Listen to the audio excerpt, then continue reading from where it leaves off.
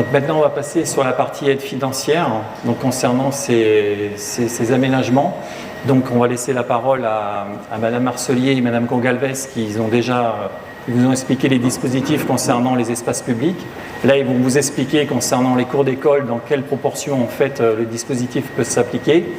Je veux juste apporter en fait une précision sur les aides financières. Comme ils vous l'ont dit tout à l'heure, il y a à la fois les aides financières pour les études, donc notamment comme on l'a mentionné tout à l'heure pour tout ce qui concerne l'élevé topographique, les études géotechniques, tout ça, ça peut être subventionné aussi soit par la région ou l'agence de l'eau, mais aussi, ça peut être aussi dans le cadre du contrat rural qui le prend également, hein, ça rentre dans l'éligibilité. Et après, vous avez la partie subvention concernant les travaux. Donc voilà. Là, il y a aussi les dispositifs donc, de la région, de l'agence de l'eau. Il y a aussi les dispositifs concernant la préfecture dans le cadre de la DETR et du fonds vert qui peuvent rentrer également à l'intérieur. J'ai aussi une intervention de ma collègue, homologue sur la partie bâtiment, Madame Stach, qui vous fera une partie de présentation sur le contrat départemental des Yvelines, le contrat rural. Donc je voulais vous remercier en fait pour l'attention que vous avez pu apporter. Je remercie aussi tous mes collègues qui ont participé donc à ce support. Et puis maintenant on va laisser. Je remercie aussi Émilie pour toute la communication et accompagné aussi de Laure pour toute la logistique. Et on va laisser la parole donc à mes collègues donc de l'agence de l'eau et de la région. Voilà.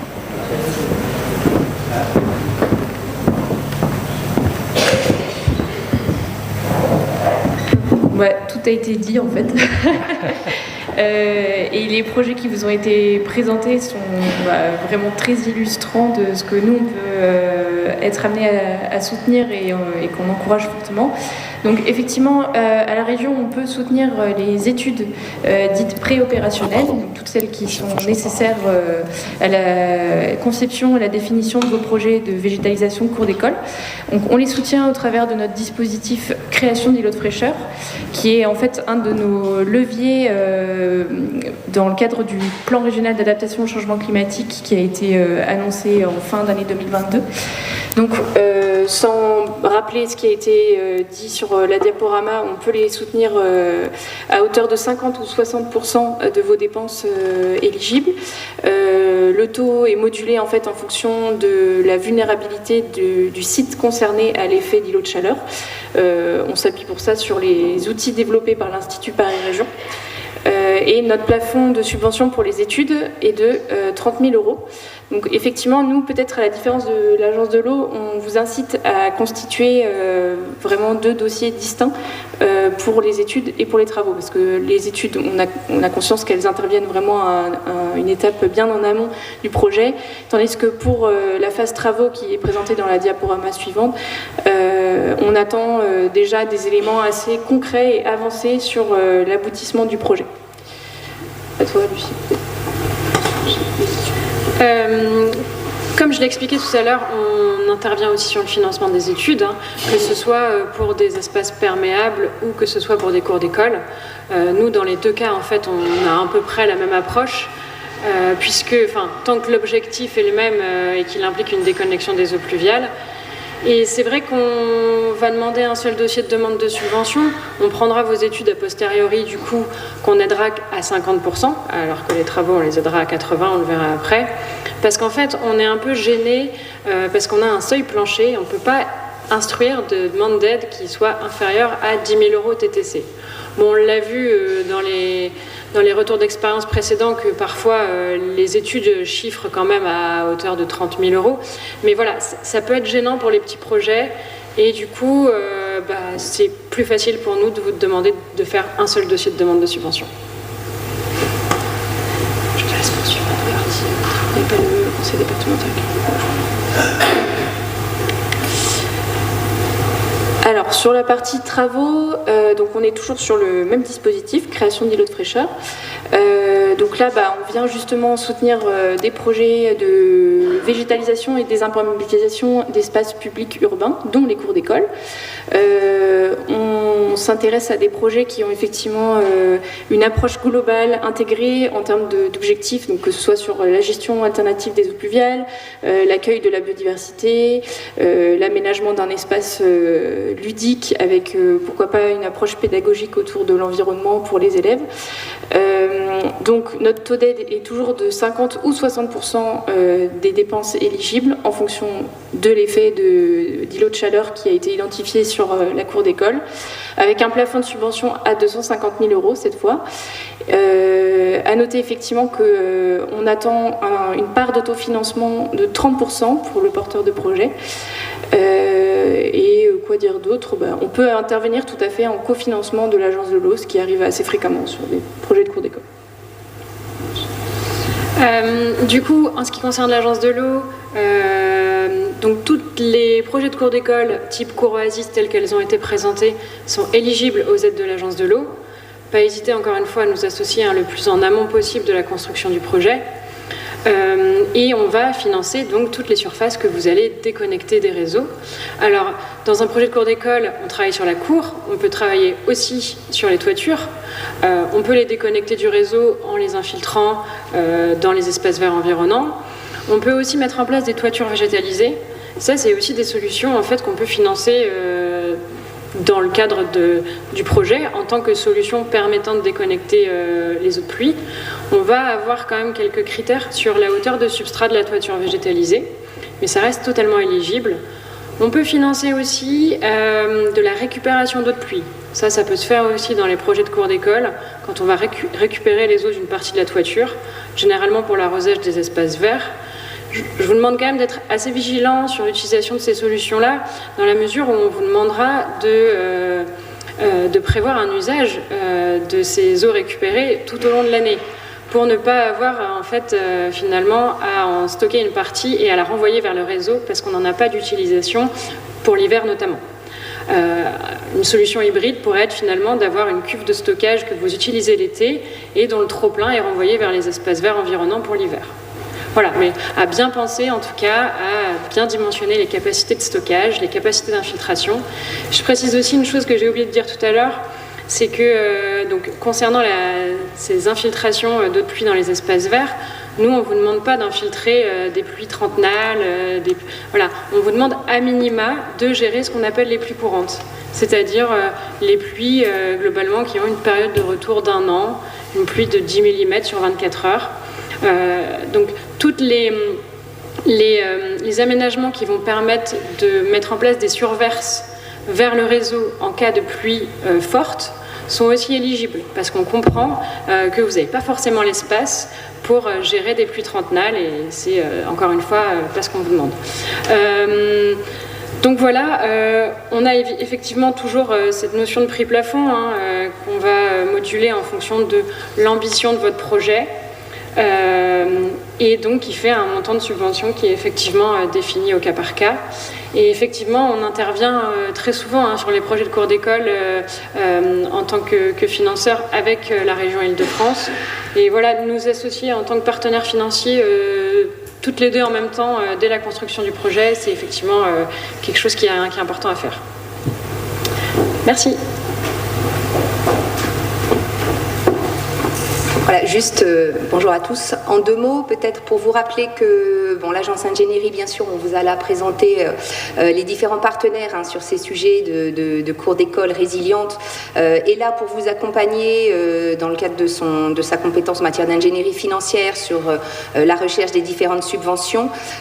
Pour ces sujets-là, comme pour les autres dossiers, il y a les partenaires qui sont rappelés là, notamment l'État sur le sujet de la DETR, et puis avec ce début d'année 2024 dont les annonces du président sur le contexte économique un petit peu du département. Il y a des financements à aller chercher sur différentes thématiques sur lesquelles on est là pour vous accompagner. Donc voilà, n'hésitez pas à prendre attache auprès de nous, on viendra vous conseiller sur ces accompagnements financiers possibles pour les 2 années à venir. Voilà. Et c'est Madame Brichelbout maintenant qui prend la parole pour le sujet des cours d'école, des collèges, enfin des cours des collèges, pardon. Merci. Bonjour tout le monde.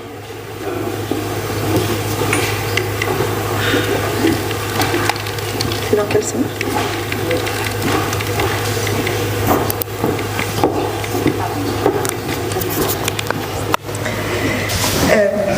Merci à Monsieur Pasco de m'avoir invité à venir vous présenter.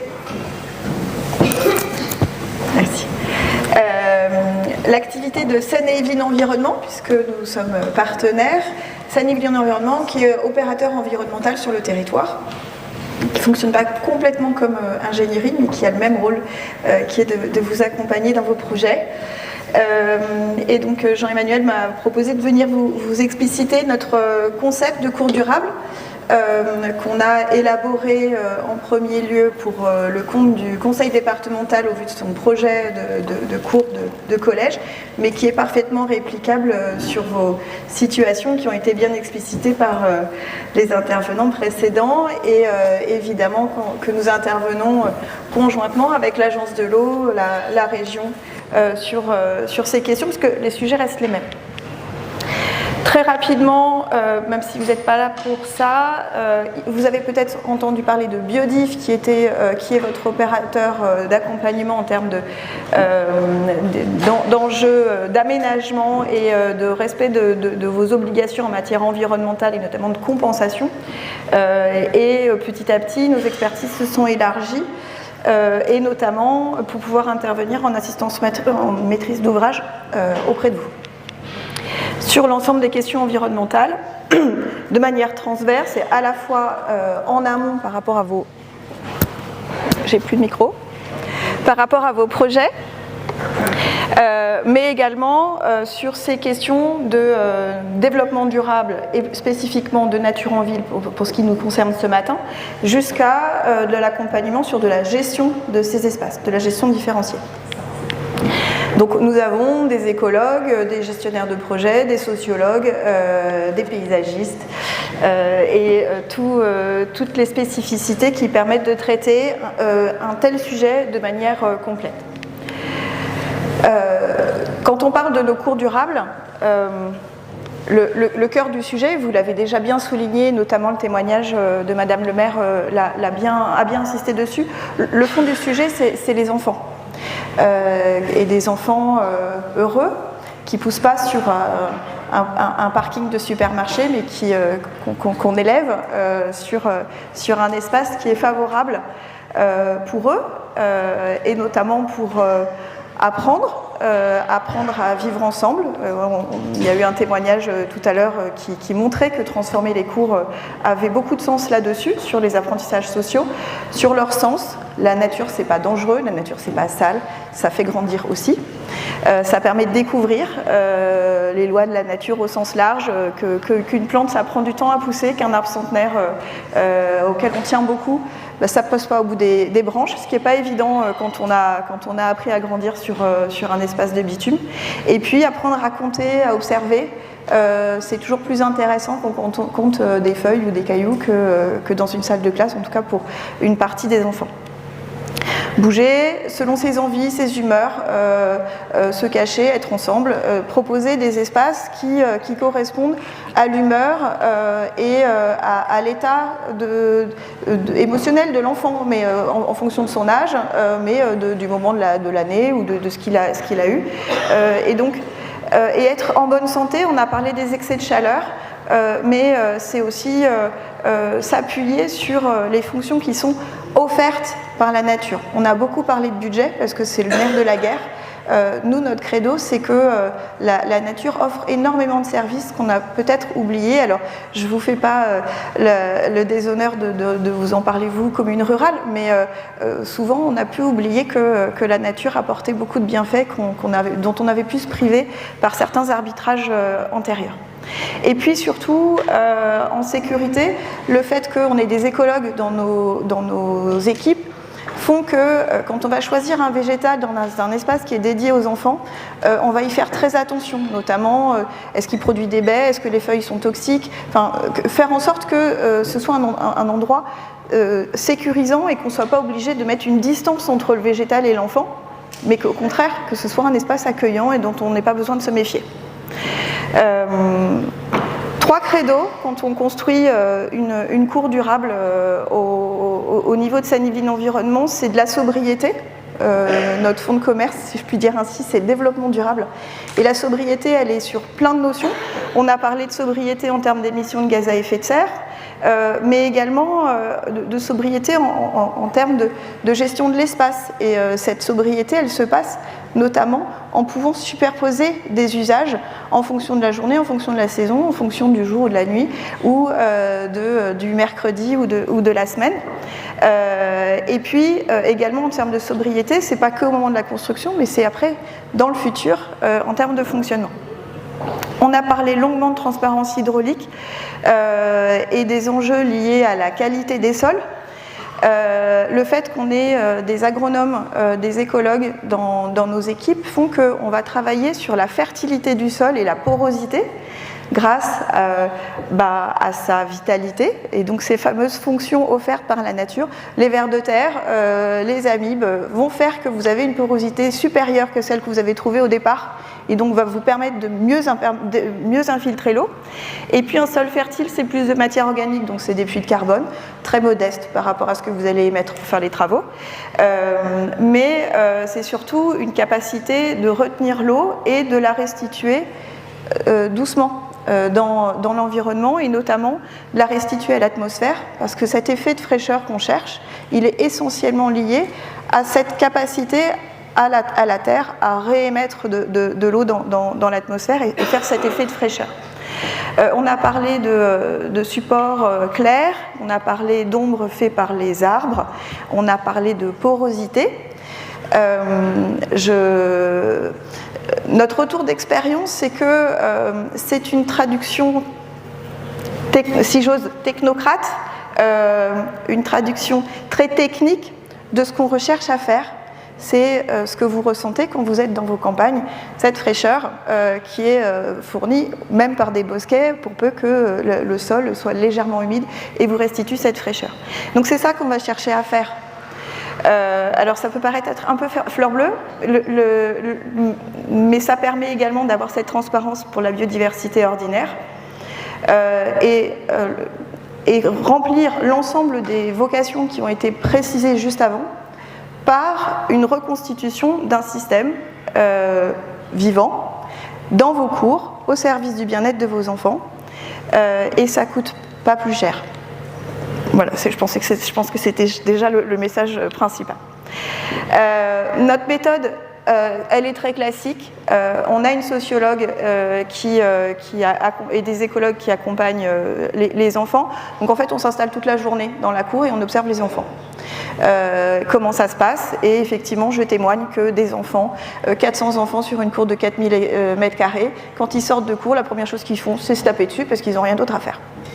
Et donc quand on leur propose d'autres usages, ça devient beaucoup plus calme, avec des pré-programmes qu'on va chercher, qui vont chercher à maximiser les objectifs et les rêves des enfants et les rêves des professeurs et les rêves des gestionnaires, qui font également la maintenance et l'entretien de ces espaces, et qui vont maximiser également les cofinancements. Mes collègues de l'Agence de l'eau et de la région qui travaillent en partenariat presque quotidien avec nous et nous accompagnent justement pour pouvoir maximiser ces financements. Et on va accompagner, on peut même accompagner les communes ou les gestionnaires de ces espaces publics au final pour s'approprier ces nouveaux espaces. Parce que notre retour d'expérience, c'est aussi qu'on a aussi une population qui a vécu très longtemps sur des espaces complètement anthropisés.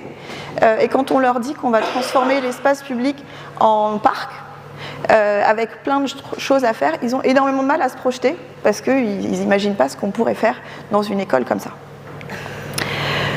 Donc reconnu par l'Agence de l'eau et la région Île-de-France, notamment concernant cette continuité de trame et cette transparence de l'urbanisme vis-à-vis de la biodiversité ordinaire. Je vous ai mis 2 exemples. Alors, on parle de collège, mais il me semble que certaines de vos communes ont des cours de récréation qui n'ont pas à envier à une cour de collège classique sur les Yvelines. Donc ici, un collège qui faisait à peu près 8000 mètres carrés, complètement imperméabilisé avec quelques espaces, mais très pentus en herbé. Et puis un espace sportif délaissé sur le côté. Donc notre objectif, c'est de revégétaliser au maximum pour avoir cet effet de fraîcheur et ce confort d'usage. Et en fait, on va superposer la fonctionnalité d'infiltration de l'eau avec ses fonctions d'usage. C'est-à-dire qu'on va veiller à ce que des cheminements pieds secs puissent être en surface suffisante pour que, quand il pleut, les enfants aient des endroits où circuler et où jouer. Mais également, on va avoir ces fameux jardins en creux qui vont permettre d'infiltrer très rapidement, notamment par rapport à l'ingénierie des sols, pour qu'en 24 heures, il n'y ait plus d'eau du tout dans la cour. Et donc, ces espaces-là sont utilisables tout le temps par les enfants. Et on va diversifier l'ensemble des choses. Le concept, c'est vraiment de maximiser la capacité d'exploiter cet espace par les enfants. Et que chaque endroit soit pensé pour qu'il soit sécure pour l'enfant. Il n'y a pas de mise à distance et donc on ne se grève pas d'une partie de la surface pour qu'ils puissent s'épanouir et trouver leur place ensemble ou tout seuls lorsqu'ils en ont envie. Donc un premier exemple. Et puis un deuxième exemple où là la difficulté c'était qu'on avait un sol très imperméable et très pentu, puisqu'on a un secteur qui est pentu à pratiquement 5%.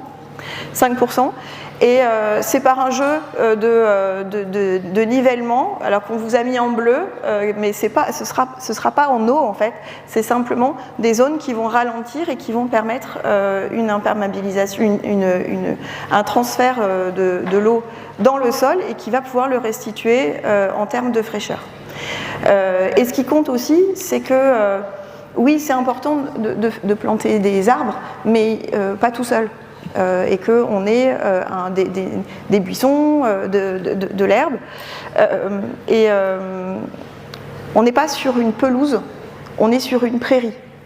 Ça change beaucoup en matière de résistance du végétal, puisque ici on a pris le parti de ne pas mettre des copeaux de bois, mais de l'herbe.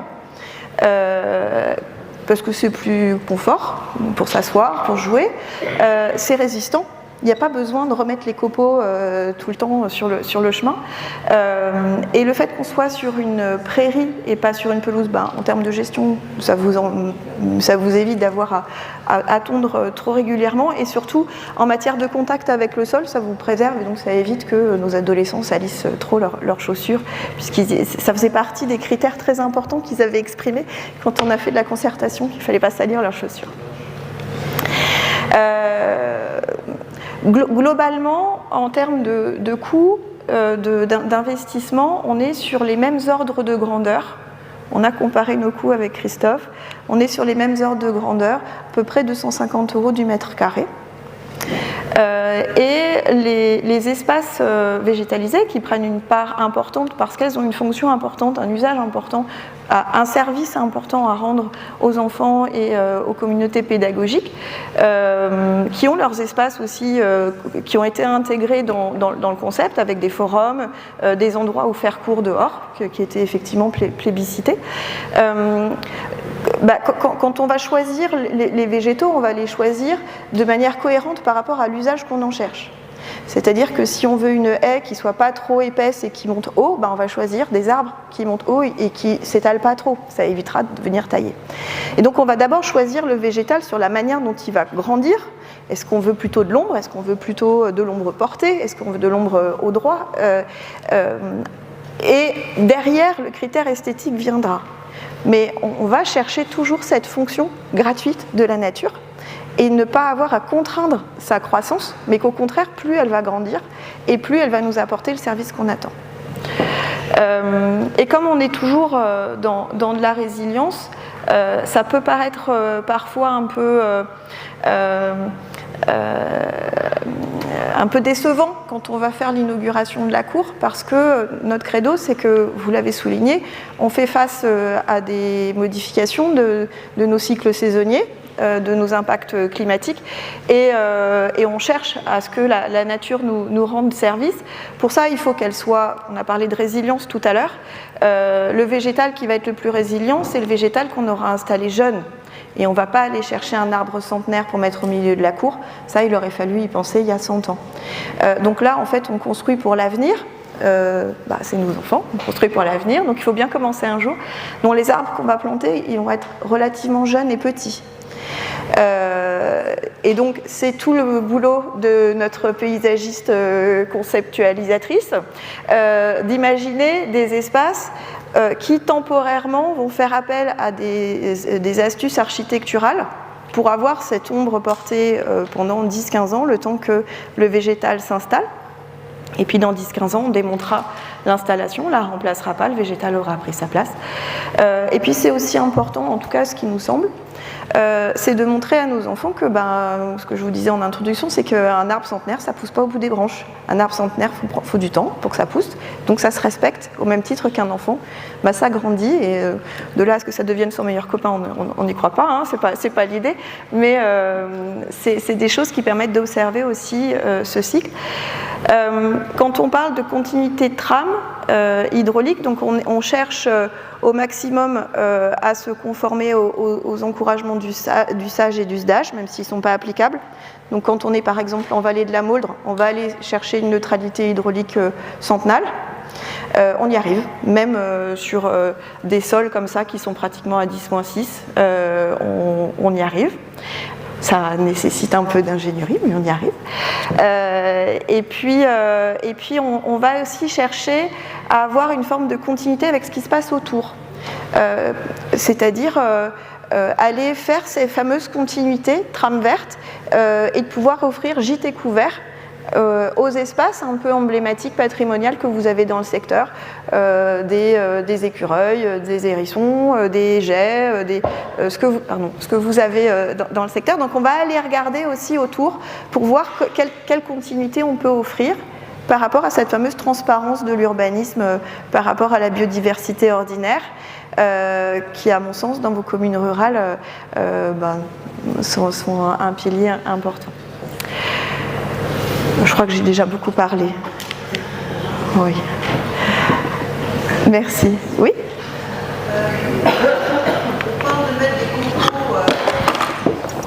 Je vous écoute. Justement, vous parlez de la diversité animale de nos campagnes.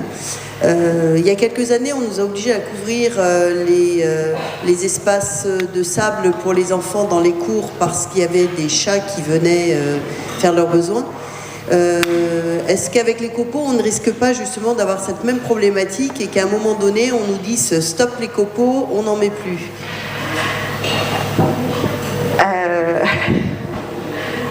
Je serais mauvaise langue, je dirais que c'est pas exclu.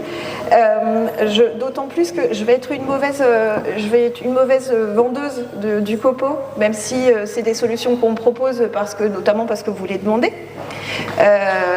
Je suis pas fan du copeau pour plein de raisons écologiques, parce qu'il faut que ça se remplace, etc. Et puis vous l'avez compris, moi le sol vivant, c'est plutôt ce à quoi on croit. Et donc non, je ne peux pas vous dire qu'ils ne vont pas vous le demander, parce qu'effectivement, même si les chats ils vont préférer aller dans le tas de sable plutôt du voisin que là-dessus, c'est pas évident. Mais par contre, au même titre qu'un espace végétalisé, est-ce qu'ils ne vont pas nous inventer des choses on reste dans une mesure hygiéniste, et c'est tout le propos qu'on porte sur la nature, c'est pas dangereux. Et l'espace végétalisé, quand on a des couvertures maintenant, ça va être de la boue? Pas forcément. Justement, en fait, c'est le fait de travailler sur la porosité du sol et de ses fonctionnalités. Alors on aide un peu, hein, parce qu'en dessous, là, on a montré un peu l'intérieur de la machine. En dessous, on va un peu booster le sol en y mettant de la grave et des équipements drainants pour accélérer. Le jeu, c'est justement de travailler sur ces niveaux de topographie, de sortir de cet aplat avec ces fameux jardins en creux. Qui permettent de venir prendre le temps d'infiltrer là où il faut et finalement les zones un peu sur le dessus vont permettre d'avoir quelque chose d'un peu sec. Mais on ne crée pas des zones humides. Hein. Je crois que les indications de l'agence de l'eau, c'est qu'il faut imaginer que le fond il va être humide un jour tous les 1000 jours ou c'est ça, hein, j'ai ma technicienne qui est là. On est sur 1 pour 1000 jours. Donc le but c'est au contraire, c'est d'évacuer l'eau, d'y travailler pour pouvoir l'évacuer et juste de garder ce qu'il faut pour qu'elle puisse le restituer au fur et à mesure et avoir un cycle qui fonctionne. Merci. Mais je vous remercie.